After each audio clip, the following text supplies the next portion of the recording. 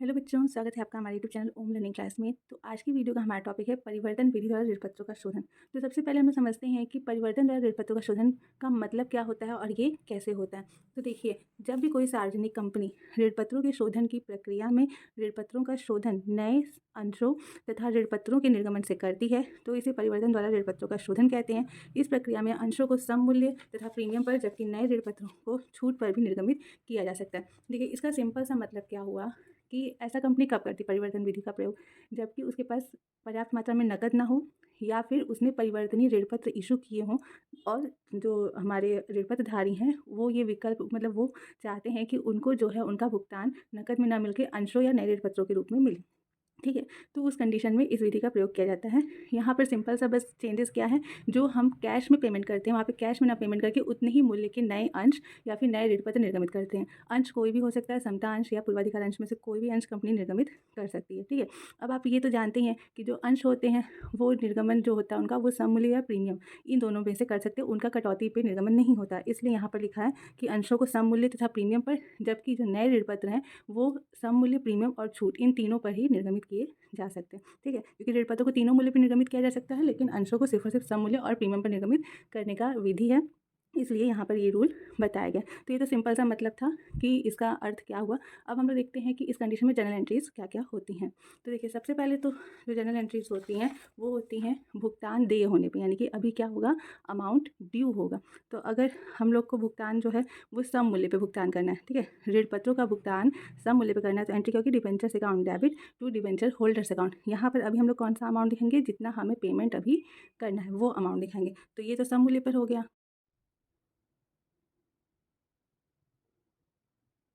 उसके बाद है, अगर प्रीमियम पे हमें अपने ऋणपत्रों का भुगतान करना है तो उस कंडीशन में क्या एंट्री होगी, debentures account debit premium on redemption of debenture account debit to debenture holders account होगा। ये कब होगा, जब प्रीमियम पे हमें अभी भुगतान करना है, ये दे ड्यू अमाउंट की एंट्री है। और अगर प्रीमियम पे ना करके छूट पे कर रहे हैं अगर हम लोग भुगतान, तो एंट्री होगी debentures account debit to debenture holders account to discount या फिर profit on redemption of debenture account. ठीक, ये तीनों में से जिस भी मूल्य पे हमें अपने ऋणपत्रों का भुगतान करना है उसकी एंट्री हम लोग यहाँ पर करेंगे। ये तो ये सिर्फ और सिर्फ अमाउंट ड्यू होने की एंट्री थी। अब हम लोग क्या करेंगे, नए अंशों या ऋणपत्रों के निर्गमन की एंट्री देखेंगे।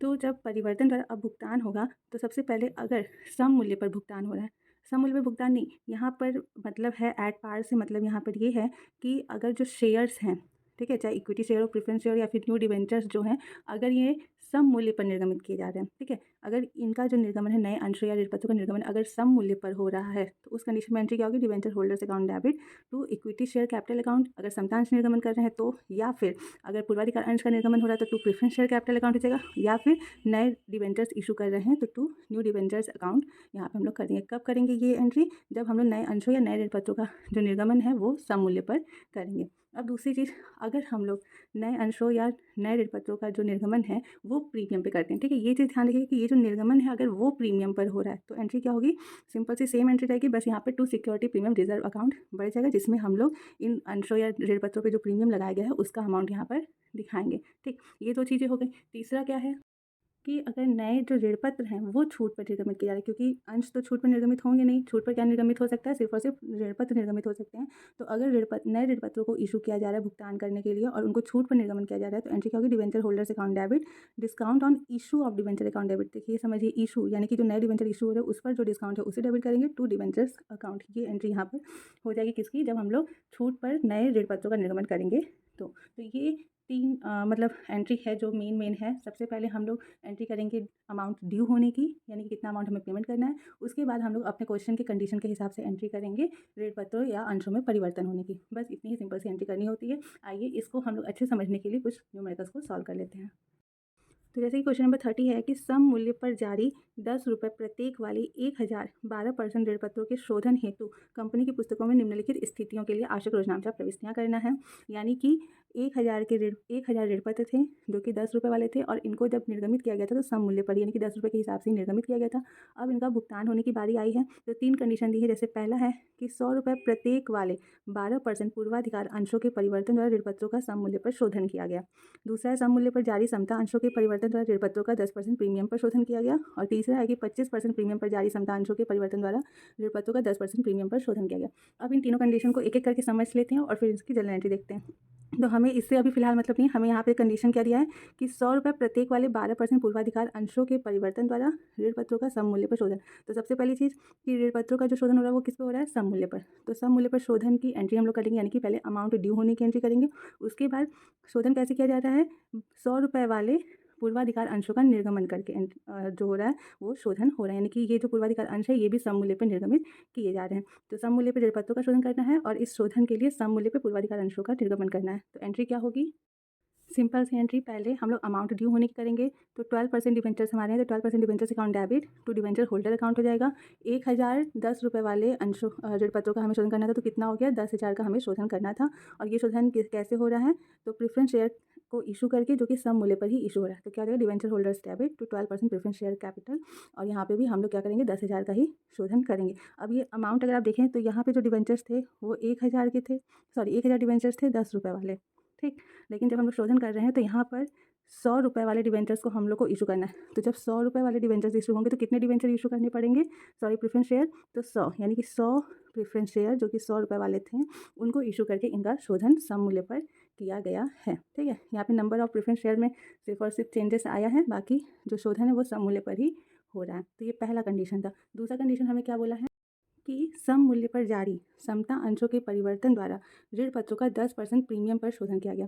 देखिए यहाँ पर ध्यान दीजिए, जो ऋण पत्र हैं इनका शोधन किस पर हो रहा है, 10% प्रीमियम पर, यानी कि जो अमाउंट ड्यू होने की एंट्री होगी वो प्रीमियम वाली एंट्री होगी, ठीक है।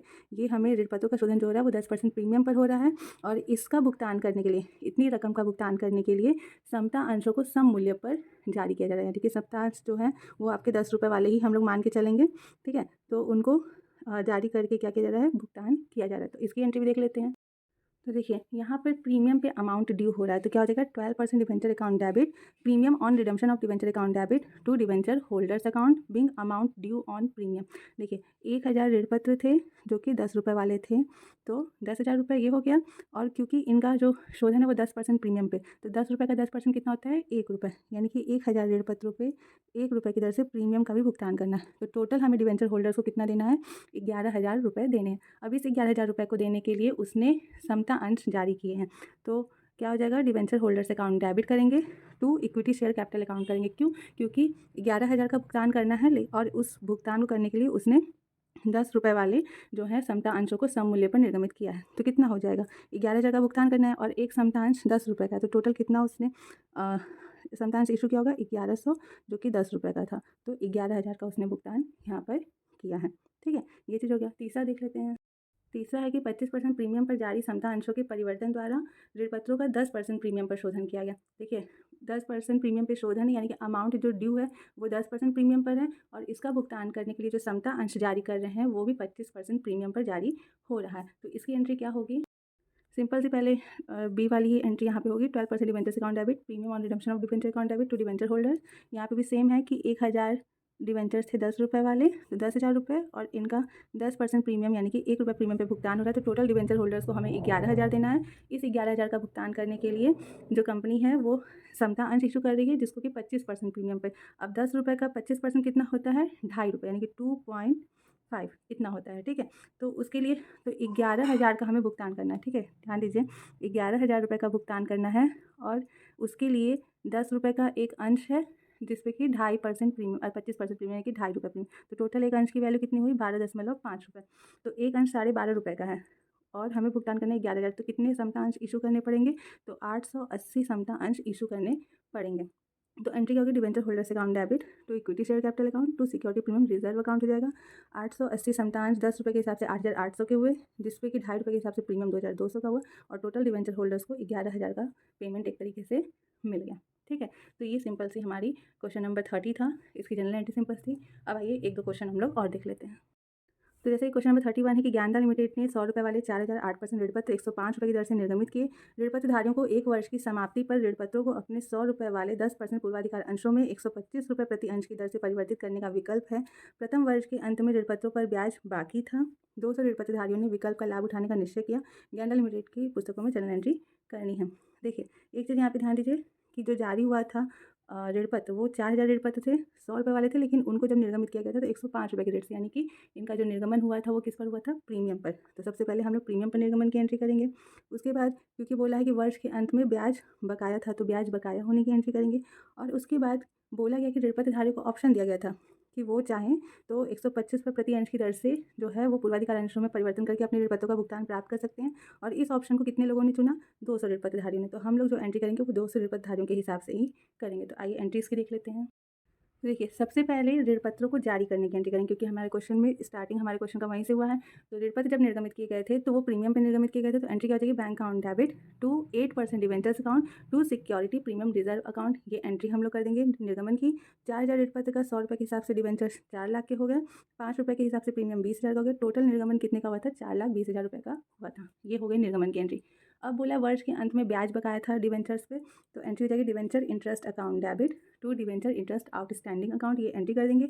अमाउंट कैसे आया? तो हमारे डिवेंचर्स कितने के निर्गमित हुए थे? 4 लाख के। हम लोग इनका जो नॉमिनल वैल्यू होता है वो लेके चलते हैं। कितने पे निर्गमन हुआ है उससे हमें मतलब नहीं, नॉमिनल वैल्यू क्या है? 100 रुपये के हिसाब से 4 लाख। तो 4 लाख का कितना परसेंट इंटरेस्ट होगा?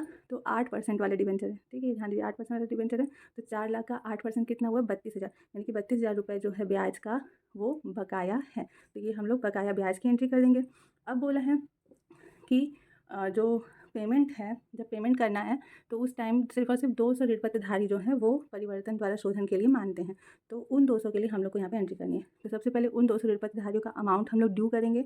तो क्वेश्चन में तो बोला नहीं है कि शोधन सम मूल्य पर हो रहा है कि प्रीमियम पे या किस पे, तो हम लोग मान के क्या चलेंगे कि सम मूल्य पर हो रहा है। तो हम लोग करेंगे 8% debentures account debit to debenture holders account. Amount जो है वो 200 ऋण पत्रधारियों का परिवर्तन द्वारा शोधन करना है, तो 200 ऋण पत्रधारी और इंटू 100 रुपये का एक ऋण पत्र। तो टोटल हमें कितना पेमेंट करना है? हमें पेमेंट करना है 20,000 रुपये का। तो ये अमाउंट ड्यू होने की एंट्री करेंगे। अब उसके बाद क्या हो रहा है कि इन ऋण पत्रधारियों का शोधन कैसे होगा? इस 20,000 रुपये का जो शोधन है वो कंपनी कैसे करेगी? तो वो कंपनी 125 रुपये की दर से पूर्वाधिकार अंशों का निर्गमन करके करेगी। अब जाहिर सी बात है, नॉमिनल वैल्यू पूर्वाधिकार अंश की कितनी है? 100 रुपये। जो 25 रुपये है वो आप अपने समझ सकते हैं कि वो प्रीमियम की राशि होगी, यानी कि पूर्वाधिकार अंश का जो निर्गमन है वो प्रीमियम पे हुआ। तो एंट्री क्या होगी? Debenture holders account debit to 10% preference share capital account to security premium reserve account. ये एंट्री हम लोग करेंगे परिवर्तन की। अब यहाँ पे हमें ये नहीं बताया है कि कितने पूर्वाधिकार अंश इसके लिए उसने निर्गमित किए, तो हमें अपने से ये चीज़ ध्यान देनी होगी कि हमें टोटल 20,000 का भुगतान करना है, जिसके लिए हम 125 रुपये वाले पूर्वाधिकार अंश निर्गमित करेंगे। तो इस हिसाब से हमें टोटल कितने पूर्वाधिकार अंश निर्गमित करने पड़ेंगे? तो 160 पूर्वाधिकार अंश अगर हम लोग निर्गमित करते हैं तो हम लोग 20,000 रुपये का भुगतान कर पाएंगे। तो 160 पूर्वाधिकार अंश का 100 रुपये की दर से नॉमिनल वैल्यू 16,000, 25 रुपये की दर से प्रीमियम हो जाएगा 4,000 रुपये, और टोटल डिवेंचर होल्डर्स को जो है वो 20,000 रुपये का भुगतान एक तरीके से प्रेफरेंस शेयर कैपिटल का इशू करके मिल जाएगा। ठीक है, ये हो गया। और लास्ट में हम लोग क्या करेंगे? जो डिवेंचर इंटरेस्ट है जो 32,000 रुपये, उसको कहाँ ट्रांसफर करते हैं? पीएल स्टेटमेंट में। तो PL statement account debit to debenture interest 32,000 रुपये जो ब्याज का था ये वाला हिस्सा वो ट्रांसफर करेंगे। बस इतनी ही हमें यहाँ पे एंट्री करनी है। तो क्वेश्चन में जो जो चीज़ें जैसे जैसे दी गई हैं लाइन वाइज, हमें यहाँ पर बस उन्हीं चीज़ों को लाइन वाइज करना है और अलग से कुछ भी नहीं करना है। ठीक है, एक और लास्ट क्वेश्चन हम लोग देख लेते हैं जो थोड़ा सा एक तरीके से दिमाग लगाने वाला है, ताकि आपका कॉन्सेप्ट और अच्छे से क्लियर हो जाए। तो क्वेश्चन नंबर 33 है कि 1 अप्रैल 2015 को एम लिमिटेड, जो कि एक असूचीकृत कंपनी है, उसने 100 रुपये वाले 10,000 5% 10 वर्षीय ऋण पत्र निर्गमित किए। निर्गमन की शर्तों में एक शर्त यह भी थी कि ऋण पत्र 5 वर्ष के पश्चात 2% प्रीमियम पर 6 माह के नोटिस के आधार पर किसी भी समय एम लिमिटेड द्वारा शोधनीय होंगे। ऋण पत्रों का भुगतान नकदी में या अंशों या अन्य ऋण पत्रों में ऋण पत्रधारियों की इच्छानुसार होगा। 1 जून 2020 को एम लिमिटेड द्वारा ऋण पत्रधारियों को इस आशय का नोटिस दिया गया कि एम लिमिटेड 1 दिसंबर 2020 को ऋण पत्रों का शोधन करना चाहती है। भुगतान या तो नकदी में प्राप्त किया जा सकता है या 100 रुपये प्रति अंश वाले 8% पूर्वाधिकार अंश जिनका निर्गमन 120 रुपये प्रति अंश की दर पर होगा, या 100 रुपये वाले 4% ऋण पत्रों में होगा जिनका निर्गमन मूल्य 98 रुपये प्रति ऋण पत्र है। 2,000 ऋण पत्र के धारकों ने पूर्वाधिकार अंश स्वीकार किए। 4,900 ऋण पत्रधारियों ने 4% ब्याज वाले ऋण पत्र स्वीकार किए एवं शेष ने नकदी में भुगतान चाहा। उपयुक्त व्यवहारों के लिए एम लिमिटेड पुस्तकों में जर्नल आवश्यक लेखे करना है। अब देखिए, इस क्वेश्चन को सबसे पहले आप जो है वो पॉइंट वाइज तोड़ तोड़ के समझ लीजिए, ताकि आप एक के बाद एक जर्नल एंट्री कर सकें। सबसे पहले तो 1 अप्रैल 2015 को जो है कि कंपनी 100 रुपये वाले 10,000 ऋण पत्र को निर्गमित कर रही है। ठीक, तो ये होगी निर्गमन की बात। दूसरी, कंपनी जब भुगतान करेगी अपने ऋण पत्रों का तो कब करेगी, 5 वर्ष पश्चात करेगी और 2% प्रीमियम पर करेगी। यानी कि 100 रुपये वाले जो ऋण पत्र है इसका जब भुगतान कंपनी करेगी तो 2% प्रीमियम पर, यानी कि 100 रुपये का 2% कितना हुआ, 2 रुपये, यानी कि 102 रुपये के हिसाब से कंपनी जो है इसका भुगतान करेगी। ठीक है, अब इसका भुगतान करने के लिए कंपनी जो है वो अपने ऋण पत्रधारियों को बोलती है कि वो 3 तरीके से इसका भुगतान पा सकते हैं। उनको ऋण पत्रधारियों को कंपनी 3 ऑप्शंस देती है। उन 3 ऑप्शंस में से ऋण पत्रधारी जो भी चाहे ऑप्शन अपना यूज़ कर सकते हैं। तो वो 3 ऑप्शन क्या देती है, पहला तो कंपनी बोलती है कि वो 100 रुपये वाले पूर्वाधिकार अंश निर्गमित करेगी, लेकिन उनको कितने रुपए की दर से निर्गमित करेगी, 120 रुपये की दर से। यानी कि पूर्वाधिकार अंशों का निर्गमन कंपनी करेगी 120 रुपये की दर से। या फिर अगर ऋण पत्रधारी चाहें तो वो 98 रुपये की दर से ऋण पत्रों का निर्गमन में परिवर्तन करा सकते हैं, और अगर वो चाहें तो नकद में भी भुगतान प्राप्त कर सकते हैं। तो ये 3 ऑप्शन उन्हें मिला था, जिसमें से कि 2000 ऋण पत्र के धारक थे तो उन्होंने पूर्वाधिकार अंश को स्वीकार किया, 4900 ऋण पत्रधारियों ने ब्याज वाले ऋण पत्र को स्वीकार किया, और बाकी जो ऋण पत्रधारी बच रहे हैं उन्होंने नकद में भुगतान स्वीकार किया है। तो इसके आधार पर हमें लेखे करने हैं, तो आइए देख लेते हैं। तो देखिए, सबसे पहले हम लोग ऋण पत्रों के निर्गमन की एंट्री करते हैं। तो ऋण पत्रों का निर्गमन जो हुआ था वो सम मूल्य पे हुआ था, तो एंट्री क्या होगी, bank account debit to 5% debentures account. कितने के ऋण पत्र थे, तो 10,000 ऋण पत्र थे, जो कि एक ऋण पत्र का निर्गमन हुआ था 100 रुपये के हिसाब से। तो 10 लाख रुपये के ऋण पत्र का निर्गमन किया गया था। ठीक, उसके बाद अब हम लोग आते हैं भुगतान के डेट पे, यानी कि भुगतान अब क्या होगा, शोधन जो है वो अमाउंट ड्यू होगा। तो कितना ड्यू होगा, तो क्योंकि बोला है कि 2% प्रीमियम पर कंपनी शोधन करना चाह रही है अपने इन 10 लाख के ऋण पत्रों का, तो एंट्री क्या होगी, अमाउंट ड्यू होने की 5% debentures account debit premium on redemption of debenture account debit to debenture holders करेंगे। अब 10,000 ऋण पत्र थे 100 रुपये वाले, तो इनका 10 लाख वैल्यू हो गया, और इसी में 2 रुपये के हिसाब से प्रीमियम हो गया, कितना, 20,000 रुपये प्रीमियम। टोटल डिवेंचर होल्डर्स को हमें कितना पेमेंट करना है, 10,20,000 रुपये का हमें पेमेंट करना है। ठीक, अब इस पेमेंट को करने के लिए 3 ऑप्शन है। हम लोग पहले ऑप्शन से शुरू करते हैं। तो पहला ऑप्शन क्या था कि प्रेफरेंस शेयर कैपिटल पूर्वाधिकार अंशों के निर्गमन द्वारा। तो पूर्वाधिकार अंशों का जब हमें निर्गमन करना है तो देखिए 2000 ऋण पत्र के धारकों ने, यानी कि 2000 ऋण पत्र धारियों ने ये ऑप्शन स्वीकार किया था, पहला ऑप्शन, कि वो जो अपना भुगतान है वो कैसे प्राप्त करेंगे, पूर्वाधिकार अंशों के निर्गमन द्वारा। ठीक है, तो इनको हमें पेमेंट कितना देना होगा, तो 2000 ऋण पत्र धारियों ने बोला, तो उसके लिए हमें पेमेंट जो है, क्योंकि पेमेंट जो है वो 102 रुपये की दर से होगा। ठीक है, अमाउंट जो ड्यू होगा वो कैसे होगा, 102 रुपये की दर से हमें भुगतान करना है, क्योंकि 2% प्रीमियम पे भुगतान होगा। 100 रुपये का एक डिबेंचर है, ठीक है, 100 रुपये का एक डिबेंचर है, जिस पे 2% प्रीमियम, यानी कि 102 रुपये की दर से हम लोग को 2000 ऋण पत्रधारियों का भुगतान करना है। तो हमें इन्हें देना कितना होगा, तो 2,04,000 रुपये हमें इन्हें देने होंगे। ठीक, इतना हमें इनको पेमेंट करना होगा। अब अमाउंट ड्यू होने की एंट्री तो एक तरीके से पहले ही एक साथ यहाँ पे हो चुकी है, तो हमें अलग से एंट्री करने की जरूरत नहीं। अब हम लोग क्या करेंगे, सीधे परिवर्तन की एंट्री करेंगे। तो अब इस 2,04,000 का हमें पेमेंट करना है, तो 2,04,000 रुपये ड्यू है 2,000 ऋण पत्रों पे। तो इस 2,04,000 का पेमेंट जो है वो 120 रुपये वाले पूर्वाधिकार अंश, यानी कि प्रेफरेंस शेयर को इशू करके किया जा रहा है। ठीक, तो हमें कितने प्रेफरेंस शेयर इशू करने पड़ेंगे, तो हम लोग डिवाइड करेंगे, तो हमें 1700 प्रेफरेंस शेयर जब अगर हम लोग इशू करेंगे 120 रुपये के रेट से, तो हमारे इन 2000 ऋण पत्रधारियों का पेमेंट पूरा होगा। ठीक, तो इस वजह से यहाँ पे क्या हो जाएगा, डिवेंट, अब क्योंकि 120 रुपये है तो जाहिर सी बात है 100 रुपये सम मूल्य प्लस 20 रुपये प्रीमियम का, यानी कि प्रीमियम पर ये पूर्वाधिकार अंशों का निर्गमन हो रहा है। तो एंट्री क्या हो जाएगी, debenture holders account debit to 8% preference share capital account to security premium reserve account. तो 1700 हम लोग प्रेफरेंस शेयर इशू कर रहे हैं, तो प्रेफरेंस शेयर की जो नॉमिनल वैल्यू होगी वो 1700 का 100 रुपये के हिसाब से 1,70,000, और इसी 1700 का प्रीमियम जो है 20 रुपये के हिसाब से 34,000, और टोटल जो हमारे 2000 वाले डिवेंचर होल्डर्स हैं, जो 2000 हमारे डिवेंचर होल्डर्स हैं, उनको 102 रुपये की दर से पेमेंट एक तरीके से हो गया, कितना, 2,04,000 रुपये का। ठीक, हमें पेमेंट करना था इनको 2,04,000 का, जिसके लिए हमने इन अंशों का निर्गमन किया है। ठीक, ये हो गया। अब उसके बाद दूसरे ऑप्शन पे आते हैं। दूसरा ऑप्शन क्या बोला है कि दूसरे ऑप्शन में है कि 98 रुपये वाले ऋण पत्र निर्गमन करेंगे। तो इसके लिए कितने अंशधारियों ने माना है, 4,900, सॉरी ऋण पत्रधारियों ने। तो दूसरा वाला जो ऑप्शन है, 4,900 ऋण पत्रधारियों ने कहा है कि हम जो है वो भुगतान कैसे प्राप्त करेंगे, 98 रुपये वाले नए ऋण पत्रों का निर्गमन, मतलब कि उनको ले करके। तो इसके लिए क्या होगा कि सबसे पहले हम लोग देख लेते हैं कि इनको कितना पेमेंट करना होगा। तो 4,900 ऋण पत्रधारियों को भी हम लोग कितने की दर से पेमेंट करेंगे, 102 रुपये की दर से। तो इस हिसाब से इनको हमें कितना पेमेंट करना होगा, तो 4,99,800 रुपये का पेमेंट हमें इनको करना पड़ेगा। 4,900 ऋण पत्रधारियों के लिए कितना अमाउंट ड्यू हो रहा है? 4,99,800 रुपये। अब इस 4,99,800 रुपये के लिए क्या करना है हमें? 98 रुपये वाले नए ऋण पत्र इशू करने हैं। तो अब हमें ये देखना होगा कि कितने ऋण पत्र इशू करने पड़ेंगे। तो 4,99,800 रुपये के लिए 98 रुपये वाले हमें कितने ऋण पत्र? 5,100 ऋण पत्र, ठीक है, 5,100 नए डिवेंचर्स इशू करने पड़ेंगे। जब हम 5,100 नए डिवेंचर्स 98 रुपये की दर से इशू करेंगे तब जा करके हमारे इन ऋण पत्रधारियों का भुगतान पूरा होगा। अब आप यहाँ पे देख सकते हैं कि एक ऋण पत्र की नॉमिनल वैल्यू कितनी होगी? 100 रुपये होगी, जिसका निर्गमन जो है वो 98 रुपये हो रहा है, यानी कि 2 रुपये डिस्काउंट पे। यानी कि जो नए ऋण पत्र हम लोग निर्गमित कर रहे हैं वो निर्गमन किस पे हो रहा है? डिस्काउंट पे हो रहा है। तो उसके लिए यहाँ पर एंट्री क्या होगी? Debenture holders account debit discount on issue of debenture account debit to 4% debentures account, ठीक है। ये नए वाले डिवेंचर्स हैं, नए वाले डिवेंचर 4% के हैं। तो ये एंट्री होगी नए ऋण पत्रों के निर्गमन की या फिर नए ऋण पत्रों में परिवर्तन की। तो अब यहाँ पे अमाउंट क्या दिखाएंगे? तो हमें टोटल 5,100 ऋण पत्र जो है वो निर्गमित करने हैं, ठीक है।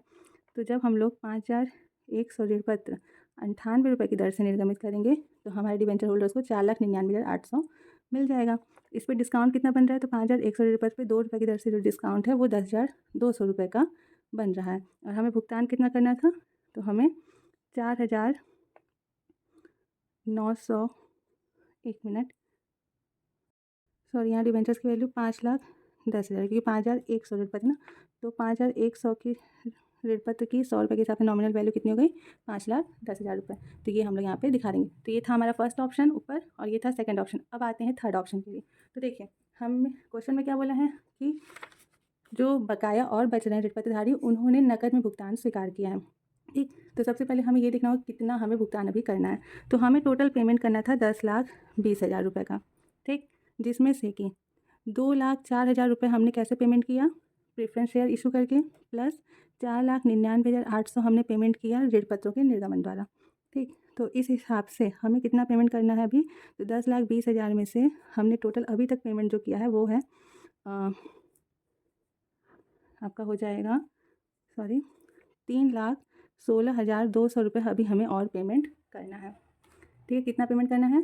3,16,200 रुपये अभी हमें और पेमेंट करना है। अब इस 3,16,200 का भुगतान भी जो होगा वो कैसे होगा? 102 रुपये के हिसाब से होगा, ठीक। 3,16,200 रुपये हमें पेमेंट करना है। तो अब हमें ये देखना है कि ये पेमेंट हमें कितने ऋण पत्रों के लिए करना है, ठीक है। 3,16,200 रुपये का जो पेमेंट हमें अभी बकाया और बचा है ये हमें कितने ऋण पत्रों के लिए करना है?